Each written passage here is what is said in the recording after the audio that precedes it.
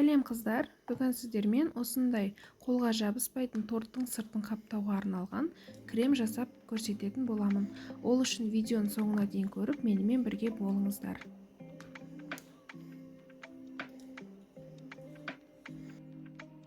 Ол үшін бізге сливки, сары май, глюкозный сироп және де шоколад қажет болады. Шоколадтың кез келген түрін қолдансаңыздар болады: белый, темный, молочный.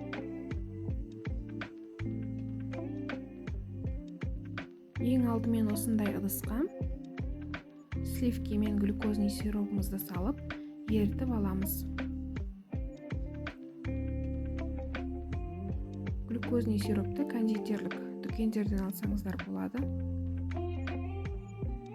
Міндетті түрде отқа қойғаннан кейін оттың астын баяу қойып, үздіксіз араластырып тұрамыз. 60 градусқа жеткенге дейін осылай араластыруды тоқтатпаймыз. Міне бізде дайын болып қалды. Енді осының үстіне 30 секундтық импульспен ерітілген шоколадымызды құямыз. Міндетті түрде шоколадты микроволновкада 30 секундтық импульспен ерітіп алыңыздар.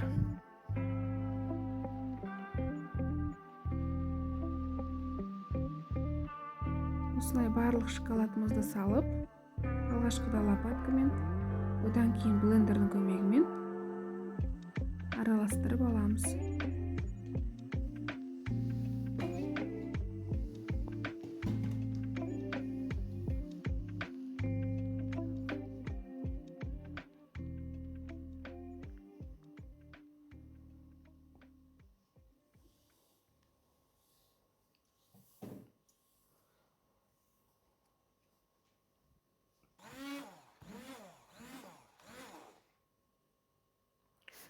Осылай араластырып алғаннан кейін бөлме температурасында тұрған сары майымызды саламыз.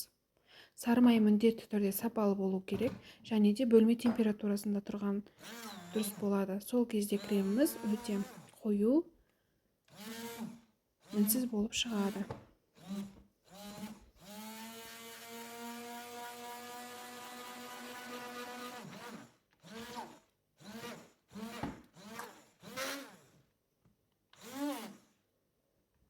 Бұл кремді жасағаннан кейін бетін пищевой пленкамен жауып, холодильникте 40-45 минутқа дейін ұстаймыз. Арасында бір рет шығарып, лопаткамен араластыру керек. Қолданар алдында міндетті түрде блендермен езіп аламыз. Осындай әртүрлі тортқа арналған кремдердің рецептін көргіңіз келсе, менің каналыма жазылып, лайк басып кетуді ұмытпаңыз. Келесі видеода осы креммен торттың сыртына обтяжка жасап көрсететін боламын.